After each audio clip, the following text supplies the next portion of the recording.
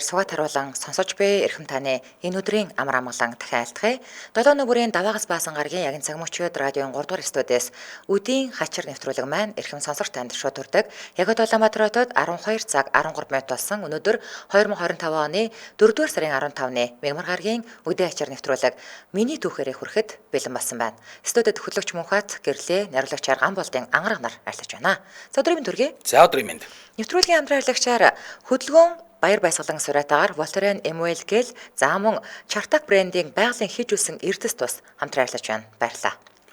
За ингээд өнөөдөр бол мягмар гараг үдийн ачир нэвтрүүлэг мягмар гарагт миний түүх гэдэг болон хүрдэг. За үдийн ачир Facebook групп дандаа хөгжилтэй постууд нийтэлдэг. За хүмүүс өөрийнхөө амьдрал тохиолдсон түүхүүдийг энд бас нийтлээд энэ түүхийг бид хоёр 7 хоногт нэг удаа буюу мягмар гарагт уншиж өгнө. За эхлэх үү. За эхлэе. За эхнийх нь золбоо гэ бодонгууд гэдэг хүн 2020 оны пост байна. Группт сонсогч копитж оруулжээ. Зурагтай гэсэн байна. Хувь заяа биднийг хөтлөнө. Энэ явдал одоогоос 10 жилийн өмнө болсон юм. Зуны ихэнх сард бороо хур хааныг орно. Гэвч нэг бороо орохдоо гол усаа уйрлуулж загасчдыг гэрт нь хорж орхих нь миний хувьд тун уйтгартай. Тухайн үед онон голын загасчдын клуб маань байгуулагдаад миний бие дадал сумынхаа клубын ахлагч нь болоод жил гаруй болж байлаа. Монгол орны тул загас хамгаалах үндэсний айныг санаачлагч тухайн үед WWF Монгол дахь хөтөлбөрийн зүүн бүсийн салбарт яг энэ чиглэлээр мэргэшин ажиллаж байсан Ганхойг багш Ахайн биднийг Ганхойг багшаа Ахай гэд хүнлээд байгаа юм байна тийм үү? Биднийг дэмжин олон ч сургалт судалгааны ажлууд явуулж байсны нэг нь амар мөрний хилэм загсыг судлах, фото зураг авч баримтжуулах ажил байв. Амрын хилэм загс нь нутгийн иргэдийн аман яриа, эрдэмтэн судлаачдын гар бичвэрүүдэд л онон гол тохиолдсон тохиолдлууд тэмдэглэгдэн үлдсэн байдаг. 6 дугаар сарын эхээр орсон их борооны дараа онон гол үерлээд дүнгэж үерээ татаж байх үеэр тэрхүү судалгаа хийж эхлүүлэх тохиромжтой мөчийг хүлээж байсан бид уулзаж ийн хөөрөлдөв. Аха, судалгаандаа эртгэн гарчгүй голын ус их байгаа ч өнгөө засаа дараад ирүүлж загсны хориод тавигдсанаас хойш онон голын их үерээс болоод олигтой загасчилж амжаагүй учраас бушуухан голоор явах хүсэл улсын баяр наадмаас өмнө амжиж судалгаанаас бууж наадамлах хүсэл маань энэ яриаг эхлүүлэхэд хүргүү гэж би хэлэхэд Ганхойг ах судалгаанд гарахад бүх зүйл хэлийн бүсэд нэвтрэх зөвшөөрөл байгаль орчин аялал жуулчлалын газрын цогцайхан ахын бичиж тамгалсан амар мөрний хилэм загсыг барьж судлах удирдамж гэх мэт бэлэн боловч зардал төсөв хараахан батлагдаагүй байна. Жаахан хүлээчих гэж хэсэг ярилцаж байснаа Ганхойг ах. За ах нь зардал төсвийг хувьяасаа гаргаад та хэдийгээ явуулж бай гэлээ. Ингэжэл миний болон бусдын амьдралд үнэтэй хувь нэмэр болох ховорхон аз тохиолын эхлэл тавигдсан юм. 2010 оны 6 дугаар сарын 19-нд Дорнод аймгийн Баян уул 10 настай Уранбаяр хүү сургаггүй алга боллоо гэх мэдээлэл олон нийтэд төгж аймаг, сум, улсын онцгой байдлын аврагчид хүүг эрен хааж эцэстээ эрэл мухардаж арга буюу хүүг хайх ажиллагааг зогсоосон байдаг. Тэр үеэр бид энэ мэдээг сонсоочгүй ажилдаа гарахад бэлдэж байв. Судалгааны ажилд Улаанбаатар хотоос загас судлалын мэргэжилтэн манай сумын загасчдын клубын гишүүдээс явах байлаа. Гэвч тэр үед ихэнх хүмүүс маань ажил ихтэй байсан тул дадал сумын загасчдын клубын гишүүн Алтан гэрэл ах битүүр л явахаар боллоо. Ингээд бит хоёр нэг мотоциклд сундалтаад богцондоо 10 хоногийн хүнс ачаан дээр майхан мишока ачаад дадал сумын төвөөс хөлийн бүс болох онон хэрийн голын бэлчрийг зорвоо. Эхний өдөр маршрут удирдамжийн дагуу төлөвлөсөн газараа очиж хоноглоод маргааш нь голоо өгсөж уруудаж судалгааны ажлаа хийж эхэллээ. Голын өнгө шинхэн чансан хар цайшиг усны төвшин ердийн үеэсээ даруй 60 орчим сантиметраар илүү нэмүү байв. 2 дахь өдрийн үдээс хойш тэнгэр бүдийгээд бороо орж зөөлөн шавирч бит хоёр бороонд явсаар отогтоо ирэхэд цаг агаар нилээн хүтэрч жиндүү болсон байлаа. Тэр шүнжин бороо шавирсан тул гол нэмээд үерэлчихвээ гэхээс имэж майхандаа хөвтөнө. Маргааш нь ашгүй нэг тэнгэр цэлмэж нар ээж орчлон дэлхийг элчээрээ байсан онцгой нэгэн өглөөг өгтөв. Бид хоёрын хүрэх дараагийн газар бол дэгэн жигний хавцалд орох цүнхэл отголсон газраас маань 3 км орчим хол.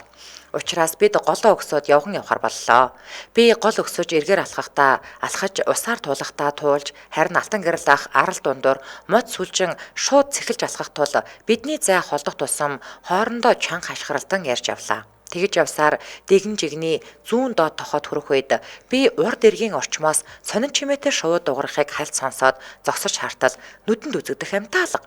Тэгээд цааш үргэлжлүүлэн алхах гэж байтал нөгөө сонин чимээ дахин сонсогдоход нь эргээд нөгөө эрг рүү хартал нэг тод улаан өнгөтэй сонин жигтэй амтан бутны ардуур тонголдож харагдана. Биш гайхан ийм сонин өнгөтэй амтан байх уу гэж бодож тогстол нэг хүүхэд хүлэн доголсоор арайхийн алхаад гараад ирлээ. Яг тэр үед би дотроо нутгийн хүүхдүүд жимсэнд явна гэж байхгүй дээ. Одоо ч бүх жимс ногоонороо гүйцэд болоогүй байгаа. Аав ээжтэйгээ яваа байлгүй гэсэн шүү бодоод байж байтал хүү ахаа гэж шашрахт нь би хариу чи юу хүүхд вэ? Аав ээж чинь хаана байгаа юм гэд гайхаад асуухад хүү өөдөөс ахаа би төөрөөд явнаа. Танд талах байгаа юу? Идэх юм байна уу гэж асуухт нь би байгаа ахан чамааг наашаа гаргаж авъя. Чи голоод байгаа доош алхаж чадах уу гэж асуух зур алтан гэрэл хажуу түрээд ирлээ. Алтан гэрэл чи хизээ гэрээсээ гараавэ? Танаа хаана байдаг вэ гэх асуултанд хүү хариу хэлэхдээ би төөрөөд 11 хонож байна. Манайх баян уулах гин. Энд гүнзгий хүлгүү их устай доод гармаар ягч машин хөсөг гараад байдаг гаран биш харгааны тарихаар цээжээр татсан ширүүн урсгалыг дагаж уруудан алхаж гарсан голын нэмгэн хэсэг гаргаж авъя гэж бид хоорондоо ярилцаад хүүд хандаж доор гаран байгаа яваад очоо бид чамаа гармаар гаргаад авъя гэхэд хүү ахаа би алхаж чадахгүй байна гэхэд би хүл нүцгэн хүүг хараад миний дүү өмсөж яваад цамц өмдөөрөө хөлөө ороогоод наа тавиасаа тулах мод олоод тайкэгээд алхаад үз гэж хэллээ. Хүүч ёсоор болгож өмсөж явсан хувцаараа хөлөө ороогоод нэг гартаа мод тулж арай дээр алхаж байснаа эргээд суугаад өглөө яах чаргагүй төөрт тамирчсан жаахан хүүхэд байсан учраас би өөрөө шууд тэндээсээ голоо гаталж явхаар болж хувцаа тайлж тамхилах зураа цээж биеэ хүүтэн усаар шавшиж дасгаж байгаад яваад орлоо. 10 гаруй алхаал ус цээжээр татах зуур шууд цааш үргэлжлүүлэн сэлээд голоо гатлаа. Хүүгээс жаахан доогор уруудаж гараад зөрөгт бяцхан хүү рүү яваад очтол нижгээд бургас холцлоод хазаарын сагалдаргаар уйж багцлаад нэг гартаа байрчихсан. Маш их турж ицсэн, хөлийнх нь бол битүү хавдаад зарим хэсэгт нь идээ бугалцсан сууж яхахыг харав. Би ч өөрийнх нь нэрнээс эхлүүлээд аав ээжийнх нь нэр гэх мэт ойр зүр юм асууж гарлаа. Хүү хариулахдаа намайг Уран Баяр, аавыг Алтан гэрэл, хамт яваа Алтан гэрэл аймда.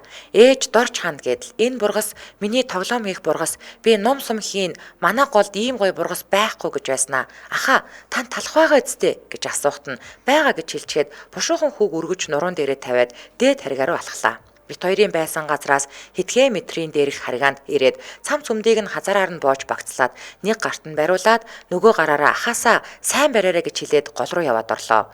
Мөн урдын адилаар 10 гаруй алхаж байтал ус цээжээр татаад ирлээ. Урсгалдаа зохигдсон доошлоод хүзүүгээр татаад хүл дүрх газраа жийгээд хүлгүү газраа савшсаар нэг юм онон мөрөнгийнхээ урд эргээс нь хойд эрг рүү нуруунд дээрээ хүүхдтэй гатлаваа. Голоос гараад ирэхэд Алтан гэрэл аяны жижиг тогоондоо цай буслахчихсан аяганд нэг ёотонтой цай хийж бүлээсгээд хүү дуулглаа. Хүүг цайлах зур бид хэд хэдэн асуулт асууж амжив.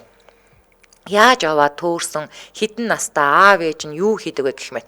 Хүү ахыхаа даагыг наадмын сумгаанд уралдуулчаад даага хөтлөөд өөр морь унаад гэртээ харж явахт нь даагны толгооноос хазаар нь ултрахад дааг нь ойроо дахиад орчихож. Хүүч даагны араас давхан ойд ороод хайж явтал унаж явсан морь нь юмнаас үргээд босгоход хүү мориноос унаад толгойн эргэж урд зүг рүү явж байна гэд хоошоо алхаад байж. 10 настай хүү 11 хоногийн турш ирээний нурууг өнөрчийн даваа орчмоор 130 км хүл нүцгэн явганаар даван ой хөвчөд ганцаархнаа уснаас өөр хоол ундгүй өчнөө олон чон буг хангаа гэх мэт зэрлэг амьдтай таарч айж нуугдан бутан доор нүмер хаан хоноглож хид хідэн удаа чон араас нь даахад хазаарынхаа амгааг харшуулж дуу гарган явсаар онон мөрөнд тулаад явж чадхаа болоод бидэнтэй таарч байгаа нь энэ үлээ. Ямар мундаг юм бэ те. Бидний асуултанд жих хэрсүү хариулж анх харснаас хойш дахин өөр хүүхэд болсон мэт гэрэлцэн нүдээр жавхаатаа бид нар руу хараад ярьж байснаа талах идэ гэд боорц руу гараа сарвахт нь Алтан гэрэл ах. Олон хоног хоолгүй яваа хүн түүтэрч өгөх аюултай гэж загнаад идүүлсэнгүү. Би бол хөөрхий өсөж байгаа хүүд сайн идүүлээд аммаар л байлаа. Хэрэг хүү нэг дор ихэм идвэл түүчрэл болох аюултай байж. Тэгээд бид хоёр авч явсан борцоо нунтаглаж өрүүлээд багаан борцтойшул хийж хүүд уулгахад тэр дороо зөөлхөн элсэн дээр хорхираад унтаад өвөө хөөрх юм. Тэр хооронд ойр хаваараа ураг тэгээр шидэж хид хідэн загас барьж буцааж байгаад нэг томхон зурхаа загас гарахтаа зэрэгцэн хүүсэрж загсыг хараад ямар том жараахаа вэ гэж гайхаж байсан санагдана. Бид хүүг ээлжлэн уурч отог руугаа очиод бүх юмаа хурааж ачаалаад хүүг урдаа моциклынхаа банкн дээр суулгаж хамгийн ойрхон суурин G-Mobile утастай акцийн дээд гармын ойр Батбаяр ахынд очлоо. Бидний байсан газраас хамгийн ойрхон нь 20 км зайтай. Айлын утаснаас хүүгийн хэлсэн дугаараар ээж рүү залгаад "Сайн байна уу? Алтан гэрэл гэдэг айлынх мөн үү?" гэж асуухад "Мөн байна" л гэж хариуллаа. Танаа хүүг олсон. Уранбаяр 9 минь бидэнтэй хамт байна гэхэд хэсэг чимээгүй байснаа цочролд орсон байхаа. Хүү хай гэд луцсны ард шаагилдаж гарлаа. За одоо хаана вэ? Бид яваад очие гэхтэн бид байгаа газараа зааж өгөхөд тэр шөндөө аав ээж ах нар нь Дорнод аймгийн Баян улс сумаас пүүх бүр дорндоос хинтийн дадалд ирсэн юм байна штэ эн чинь. Тий харин тий эн чинь гэхдээ залгаа сумудалтаа тэгэл ингээл юугаараа уулараа явцсан байлгүй. За бурхан минь. Би тэр чинь Дорно гэхээр Сүхбаатарын цаанал Дорнод байгаа гэж бодоод байгаа штэ. Дорнод аймгийн Баян улс сумаас Хинтийн аймгийн Дадал суманд байгаа бидэн рүү баярт мэдээндээ итгэж ядан хөдөлцгөөсөн болов. Хүү айлд оцсноос хойш нэг том зүсэм цэцгээдэд алах нийтэд нэмж идэх гэхээр нь алтан гэрлах дахин болиулж тэр айлд хүүг тойголж хонохоор болов. Харин би ч тэр шөндөө агц голынхоо харгааг сонсон майхандаа хоноглолоо. Өглөө нар мандахтаа зэрэгцэн майхны гадна мотоцикл ирж зогсох сонсогдож би ч тэр даруус ирээд майхнаар цухан харуул нэг залуу минь мэдээд Уранбаярын ах нь аав ээж бид бүгд өглөө ирлээ айл руу очие гэд хамт явлаа. Хүүг хоноглуулсан айлд яваад ортол энэ залуу танаа хүүг аварсан ачтан да гэж алтан гэрлах над руу зан хэлэхэд хүүгийн аав ээж нь босож над дээр ирж тэрвэрч үнсээд маш их баяртай жаргалтай байгаагаа илэрхийлж бид ч хоорондоо сайхан танилцаж тэр гэр бүлийн элэг бүтэн гэрлүүн үдэж байхдаа нэг л баатарлаг үйл хийсэн мэт сэтгэл дүүрэн хоцорч билээ. Бид хоёрч товлсон өдрүүдэд судалгаагаа хийж дуусгаад гэхдээ амрын хилэм загсаа барьж чадаагүй ч баяр цаахан мэдээдээ гэртээ ирэхэд энэ мэдээ аль хэдийнэ дадал сумаар дүүрэн тарсан байлаа. Тэр үед ган хуйг ах надад золбоо чи бол баатар шүү гэж хэлж илээ. Энэ ажлыг эхлүүлж боломжгүй нөхцөлд хуваасаа төсөв гаргаж биднийг явуулсан багш ахаа ган хуйг чиглэл өгч удирдамж явуулсан цогц сайхан ахаа бяцхан хүү Уранбаярыг их хоол идэж эрсдгээс сэргийлж чадсан алтан гэрэл ахаа зоригтгүй Уранбаяр та нар минь жинхэнэ баатрууч юу. Бодонгууд авахт ганчимгийн золбоо гинэ. Хөө 11 хоног яваад. Ямар мундаг юм бэ те. Яа nice. Ямар мундаг юм бэ. За Улаанбаатар хотод 12 цаг 25 минут болсон. Нэвтрүүлгийн маань хамтран ажиллагчаар Чартак брендийн байгалийн хийжүүлсэн эрдэс тус хамтран ажиллаж байгаа. Одоо энэ түүх кино болж гарсан байгаа гинэ. Өө бүрүү. Тий, уян Ганбаяр гэж хүн. За. За чи ярьж би ууж үзүүлжээ. Чартак Аршаан ус гэдэг байгаа тий. За ийм Чартак би энэ бичгийн сан уншиж чадахгүйсэн бохгүй гэсэн чи Чартак гэдэг юм биш үү? За энэ Чартак болохоор байгалийн хийжүүлсэн эрдэс тус. За оюун үрич гэж компани импорт оруулж ирж байгаа юм байна. Узбекистан улсын Чартак Mineral Water гэдэг ийм компани Монголд албан ёсны дистрибьюторын эрх аваад байгаа юм байна. Тий, тэгээд энэ байгалийн эрдэс гэдэг нь бол эрдэс минералыг хадгалахын тулд хийжүүлж өгдөг бидний мэддгээр бол Аршаан ус юм байна.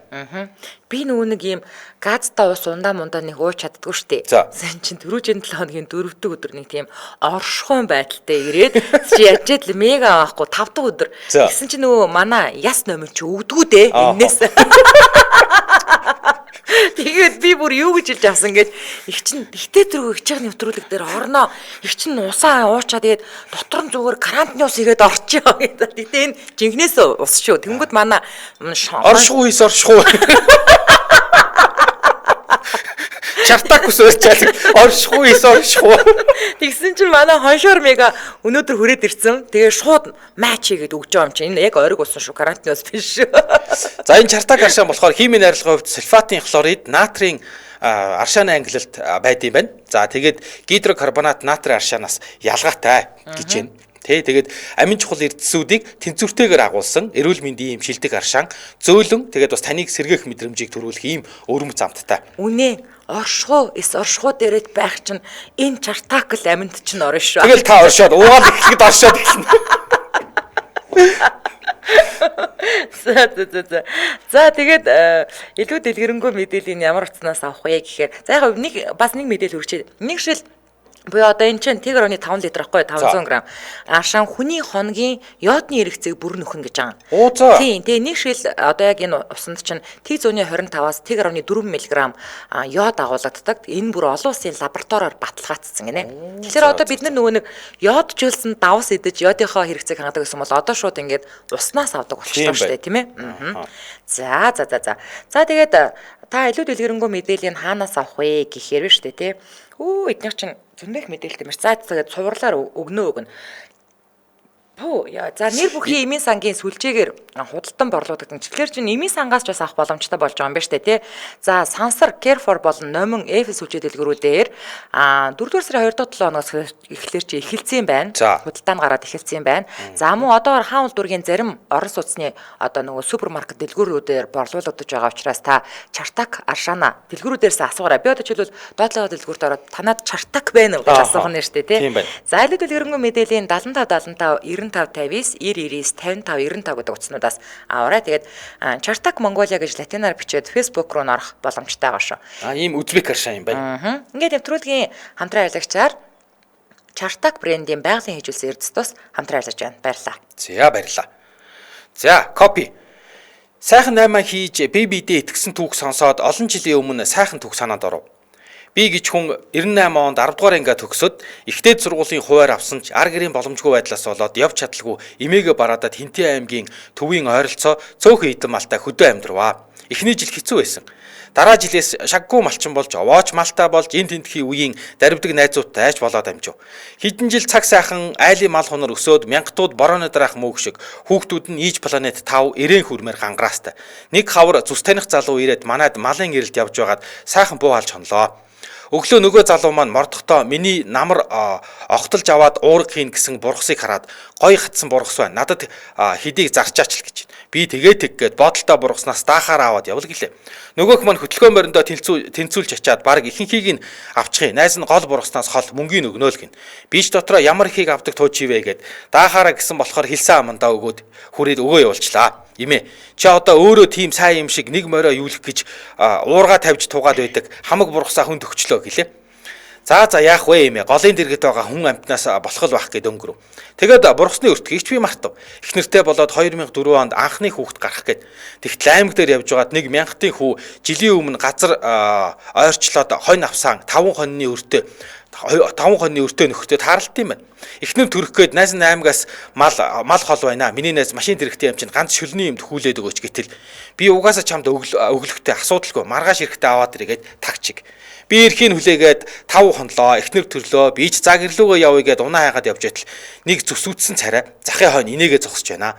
За найз намарчаа тавлгүй л гин. Их танимхаарч байна. Найз нь бүр баруун тийш нутаглаж байгаа гэд би сайн таньдгүй. Хөгшнөнд эхнэр төрчөө шүлний юмд явах гэд унаа хайж явна гэд хальт хилтэл. Манайх ойрхон штэ. Найз нөгөө бургасны өглөхтэй ард суу сайхан шүлний айн сонгоод авал гэлээ. Тэгтэл нөгөө бургас санаанд ороод тэгээд ард нь сундлаад аймгаас хойш өндөрхөө авуулын хажууд очисон. Шилээ дав миний найз гэд сайхан им хонь авлаа. Гэрээрээ оруулж хоол хийж өгөнгөө өөрөө хоньоо янзалж өгөөд сайхан сэврээгээд эхнэрт сүү тараг бэлдээд бүр цагаан сарын бэлгээ халуун намраар аваад санаа зовсон гэж. Тэгсэн тэр хавар малдаа барих модгүй болчоод байхад чи надад тус болсон. Найз нь дотроо найзтай тааруул болондоо гэд бодоод явсан. Одоо санаа амарлаа гэж билээ. Сайхан хүмүүс сайхан шүү. Тэр цагаас хойш би оюутан болж төв бараадад одоо алс газар амьдарч байна. Монголдо очивол найз дээрээ нэг очин л гэж боддог. 5 хоньны өглөхтэй мянгатын хүү бүр нэг мөсөн таг болж билээ хөөрхий. Тэгэхээр хүн нэрээ сонирн байгаа шүү тий. За.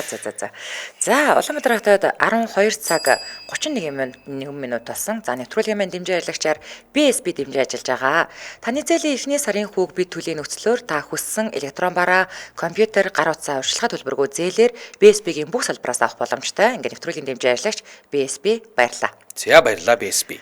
За үдийн ачаар нэвтрүүлэг радион 3 дугаар студиэс миний түүхээрээ үргэлжлэн ирхэн сонсогч танд шууд хүрч байна. Дараагийнх нь Чойронгоос орж ирсэн түүхэн зурагтаа гэж байна. За.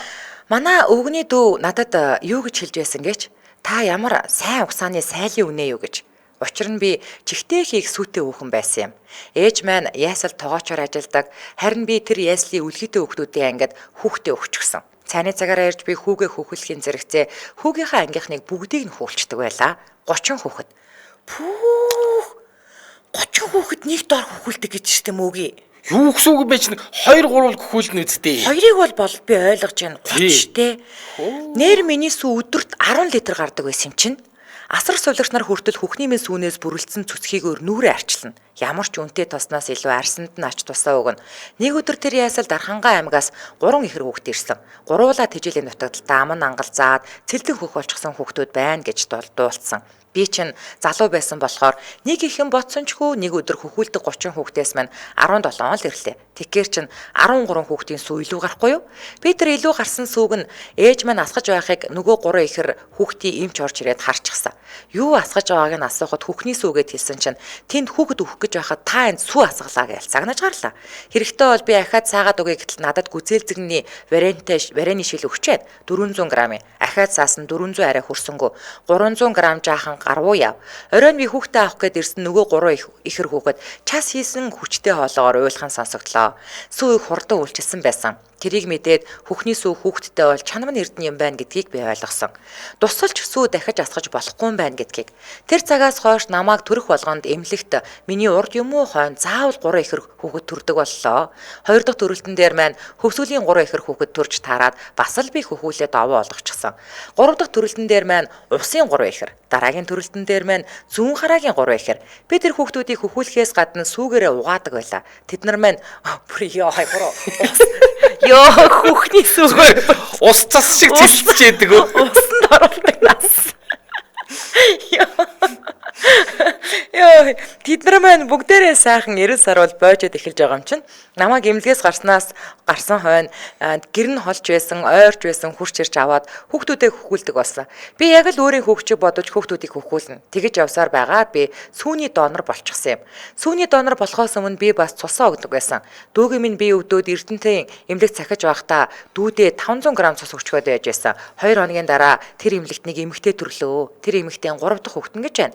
Бүтэнсээ өдөр байсан юм. Хүүхэд нь бол ивэрүүл сав сарвал байж байдаг. Ээж нь харин цус алдаад шоконд орчихсон хариугүй хүүхдийн даван дээр.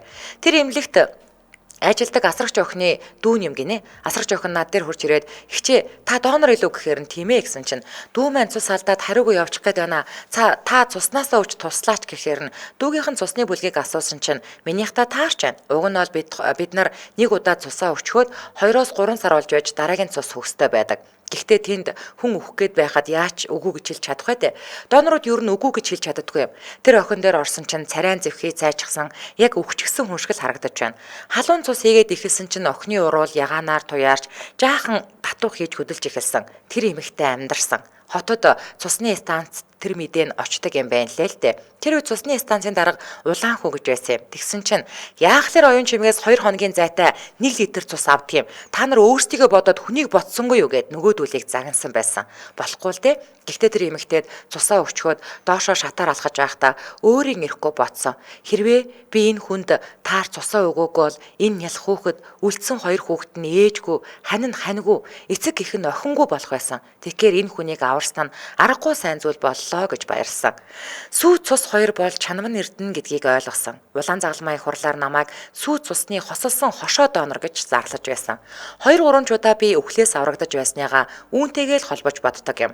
Хамгийн сүүлд 10 гаруй жилийн өмнө буудал дээр автобус хүлээгээ зогсож байхгүй юу? Тэгсэн нэг машин 2 автобусны дундуур хурдтай орж ирээд буудал дээр байсан намайг аваад чулуутчихсан. Би автобусны дээгүүр даваад замын гол дунсан юм. Пүү ямар амар юм бэ те. Аз ууж тэр хэсгийн замыг хаачихсан байсан. Тэгээгүй бол би ундаг дараагийн тэрийг хурж ирээд дахиад л намайг дайраад өнгөрөх шүү дээ. Би гэмтлийн эмнэлэг 7 онсон байх. Хэл яриа байхгүй болчихсон. Миний тархинд цус ураад 5-8 дугаар нурууны үе хавир хугарчихсан байсан юм. Тэгэхэд гэмтлийн эмч хэлж байсан юм. Ойнаа минь чи өстөө нэрээ аргагүй л буян үлдэж чам шиг гэмтэл авсан хүн нэг бол газар дээр нам явдаг, нэг бол насаараа өрөөл татанхаа болдог. Гэтэл чи юу ч болоогүй юм шиг л явж байна гэж. Иннээс гадна дахиад ч үхэлдээ тулгарсан үеуд байгаа. Олон хүнд цусаа бэлэглэж сүүгээ өгсний буян намайг аварсан л гэж бодож явдаг юм. Би донор болсон цагаасаа эхлээд нийтдээ 1600 литр сүү заяа. 48.5 литр цус өгсөн байна. Цусыг хүнд өгөхөөс гадна 12 төрлийн эм бэлдэмлийг гаргаж авахд хэрэглэж хэрэгтэй хүмүүсийнхээ гарт очдог. Сайхан эрүүл чирэг залуу үеигээ донор болооч гэж уриалмаар санагддаг юм аа. Хүнд өгч болох хамгийн том бэлэг амьдрал учраас гэд нэг энэ чиний оруулсан постээ нэг сайхан царайтай нэг буянтай нэг буурлын зураг. Тийм үү тий. Би нөгөө хараач гэдэг шууд ингээл шеэрлэл оролцсон. Би ч нөгөө нэг харчаал тэр зургийг харчаад яг энэ хүн нөгөө нэг сүүний донор юм байна гэдгийг нь бол мэдсэн харчаад өнгөрсөн байхгүй юу. Цусны донор гэдэг нь өстой байдаг. Ёстой буянтай хүн байна тий. Фүү хин чин 1600 литр сүү гэж шүү дээ. Бас л 1600 литр сүү. Хичнээн хүүхэд хоолоосон байх уу тий. Үнэхээр мундаг юм аа. Манай наах цэгч бас охин нь ингээд нөгөө сүүгээ барахгүй болонгууд хоёр ишиг өлөөдөд хийжээгээд нөгөө нэг ишиг чинь шилэн татчихдаг бүр ингээд юуг болчоор яг дөнгө төрсөн ишиг чинь яг сүүгөө болчоор бүр шилэн татчихдаг юм шүү дээ. Тэгэл амруу нь ингээд нөгөө хөхний сүү дутангууд басаад ирнэ. Тэгээ тэр мөн хоёр нь мал олцог гүйж явсан шүү дээ. Йоо хөөрхин тий. Эзэн нь ингээд ирээд литрээр аваад литрийн савнд хийгээл аваа ячдаг. За. За уншчихгүй нэгэ. Тэг. За копи пост байна зурагтай гинэ. Нөхөр бид хоёулаа онгоцны буудлын дээр ажиллаж байгаа. Манай хүн өмнө нь миний одоо ажилладаг компанид ажилладаг байлаа. Зарим өдөр ажилласаа ирэхдээ их стресс бухимдалтай ирнэ. Ирээд ажил дээр гарсан асуудлаа ярина. Ажлын тэр тэгээд юм болгон дээр надаас шалтгаан хайгаад ядаргаатай юм. Тийм шалган дээр ийм асуудал гараад гэх мэт. Би тэр онгоцны буудлаар нь 3 удаа хальт дайрсан хүн чинь нөхрийн ярьж байгааг төсөөлөх гээд чадахгүй. Айгүй бол төвчээргүй зан гаргаад манай хүнд асуудал байгаа байх ч гэж бодож байсан.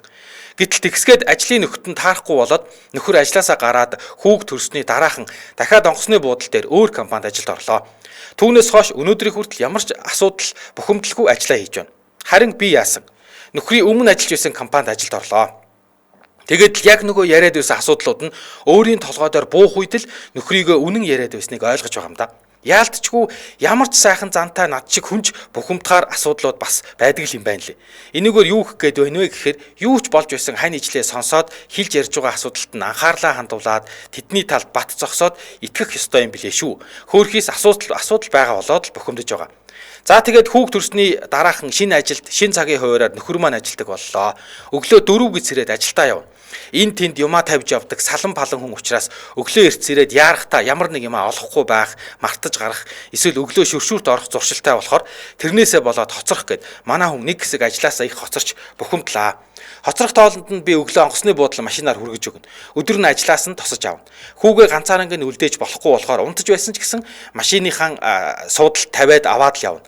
Бид гурвын хамтын шинэ амьдрал хэмнэлд учраа олох гэж нэг хэсэг л мөнгөнсөн. Би ч нялх хүүхдээ 3 цаг тутамд сэрхий хажуугаар хар өглөөгөр машин жолоодож нааш цааш явах гэдэг хэцүү л байсан. Тэгээд бид хоёр бухимдаад хаяа хэрэлдэн дараа нь ярилцаад эвлэрнэ. Манай хүн өчнөөн олон жил ганцаараа амьдраад болоод байсан. Гэртээ орж ирээд хаа таарсан газараа юмаа тавьдаг нөхрөлдөө.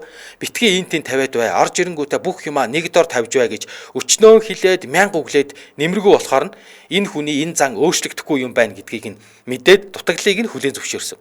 Би ч бас сул тал ихтэй залхуудуу мартамгай хүн л дээ.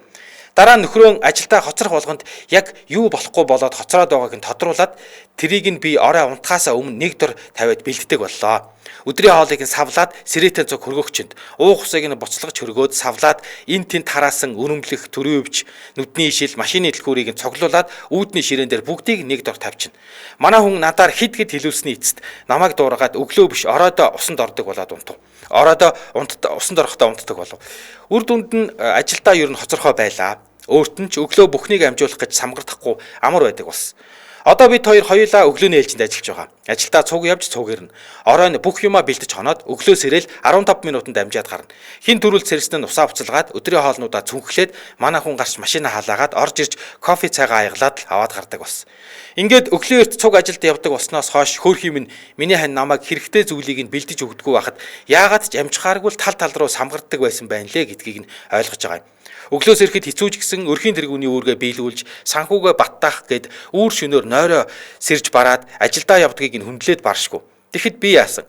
Хүү шүн 3 цагийн зайтай сэрэх хэцүү байсан ч нөхрийг үүрээр өвлийн хүдэнд ажилдаа явсан хойгуур дулаан хүнжилдөө заавал яаж хийж байгаад нийлбэрээрээ 8 цагийн нойроо аавна гэд хүүгээ унтахгүй дагаад үд болтол унтдаг. Нялх хүүгээ хараад жаргалтай л байлаа. Тийм боломжийг олгосон хандаа баярлдаг юм. Ингэж ажлын 5 өдөр тасралтгүй ажиллаж байхад амралтын 2 өдрийнх нь нэгийг өөрт нь бүтэн зориулж хүсснээр нь байлгаж хөл хөсөр амраадаг. Ер нь хүн бүрт зөвхөн өөртөөгөө байх цаг хэрэгтэй шүү дээ. Нэг иймэрхүү жижиг сажиг асуудлаа баг багаар нь шийдээд л явж байна гэсэн байна. За Улаанбаатар хотод 12 цаг 41 минут болсон. За нэвтрүүлгийн маань дэмжиж хамтран ажиллагчаар хөдөлгөөн баяр баясгалан сураатаагаар Волтерен Эмуэл гэл хамтран ажиллаж байна. За энэ Voltarel Emul гээд болохоор юу байна? Өвдөлт, өрөвсөлд дарддаг юм байна. Тэгээд магадгүй одоо юу гэдэг үе мөчөөр ч өвдөд байгаа бол нуруугаар ч өвдөд байгаа бол энийг ингээд дүрхдэг юм байна. Тэгээд өвдөлт, өрөвсөлд намдах гэсэн яг тэр хэсэг газрынхаа үйлчлэгээтэй газар дээр яг өвдөд байгаа хэсэг дээр арьсан дээр дүрхэж байна. Одоо бид нар нөгөө нэг өвчин намдах юм гээл тэнгүүд 400 та диклоден 100 та диклоден гэх дикло гэдэг үг орсон байдаг шүү дээ тий. Тэнгүүд яг энэ Voltarel Emul гелийн найрлагдах үндсэн үйлчлэгч бодис нь юу вэ гэхээр диклофенак гэдэг бодис аахгүй юу? За тэнгүүд энэ 1-2% агуулмжтай байдаг. Тэгээд арьс булчингийн бүх давхаргыг ингээд хуулаад яг тэр өвдөлтийн голомтод бүтэн хуваараа хүрдэг.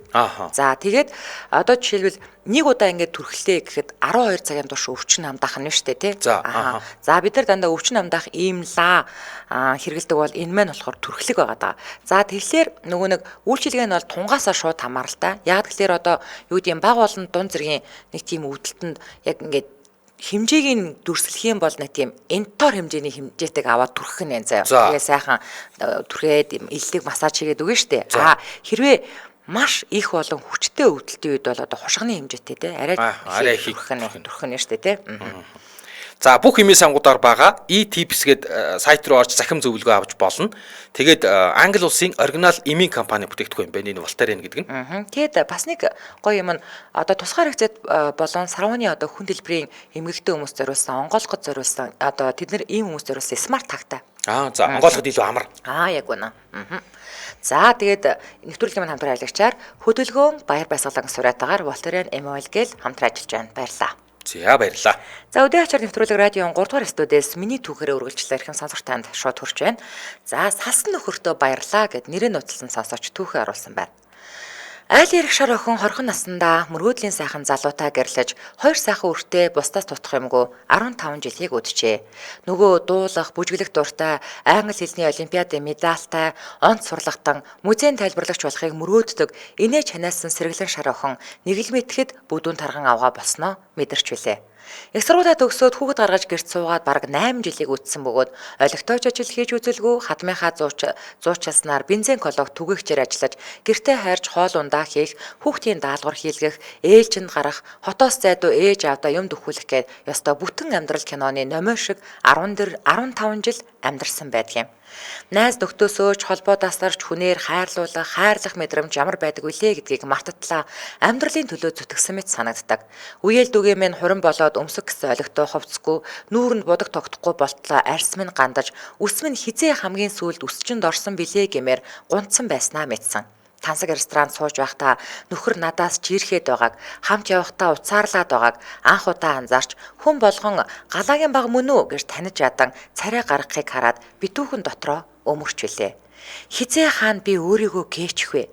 Нөхөр шөнийн 3 цагт ажлын хүнээрээ хургуулээд согтуу ирэхэд миний бүх амьдрал хөмөрсөн дөө. Нэг залуухан бүсгүйтэй учиртай болоод бараг 2 жил 2 талд амьдарч явсныг нь уцанд ирсэн мессежээр нь мэдэж билээ. Найзынх нь эхнэрээс бүх хүнийг сонсоод надаас бусд нь бүгд мэдэж байсан гэж юу гэж уйлж байсансан. Том охин минь хүртэл биддэг байсан гэж ботхоор өөрийгөө хинт чирэггүй гэрийн үрсэгч юм байна гэсэн мэдрэмж төрсөн. Бүх зүйл тодорхой болоход нөхөр нөгөө бүсгүйгээ сонгосон л доо. Би 2 хүүхдээ бодоод мэдсэн ч мэдээгүй юм шиг амьдрна. Хүн бүрийн л амьдрал тохиолддог зүйл бидтэй гэж 2 жил твцсэн. Хоолыг нь хийж, хувцсыг нь угааж, аль болох тухтай байлгахыг хичээх тусам нөхөр маань цаашаа тэмүүлж, ирж хонох нь багсаж, 2 хүүхэд өрөөндөө дууга хурааж, нөхөр зурагт үзэж, утсаа оролтохоос өөрийг хийхээ байж, хар бараан өдрүүд үргэлжилсээр л байв. Нөхөр маань нэг өдөр ам нээж байраа зарж мөнгө 2 хуваагаад салъя гэж хэллээ. Би ч уйлан сүгдэн гуйж 2 хүүхдтэй л илэг бүтэн өсгөж байвал тэр хүүхэнтэйгээ хэдий удаа уулзаж учирсан ч болно гэж үнэн сэтгэлээсээ гуйж билээ. 2 хүүхэд амралтаараа аав ээж их рүү явсан тэр орой миний бүх итгэл найдвар тасарсан юм. Халамцуухан нөхөр маань нөгөө хүүхнээ гэрт дагуулж ирсэн. Дүрлэгэр алагнуудтай хөөхөн бүсгүйгээ тас тэрвэрэд одоо наад хөлдөө толгой чинь юм ойлгож байна уу гэж агсарсан. Гэрээсээ яаж гарснаа мэдэхгүй, хаашаа яваагаа мэдэхгүй, машина унаад явж байхдаа ингээд үхчих юмсан гэж бодогдож билээ. Машины толон зөөж өгсөн аав минь хадаг сур 2 байгаагүй бол тухайн үед юу хийх байсан бол гэж ботхоос одоо ч айц турдаг.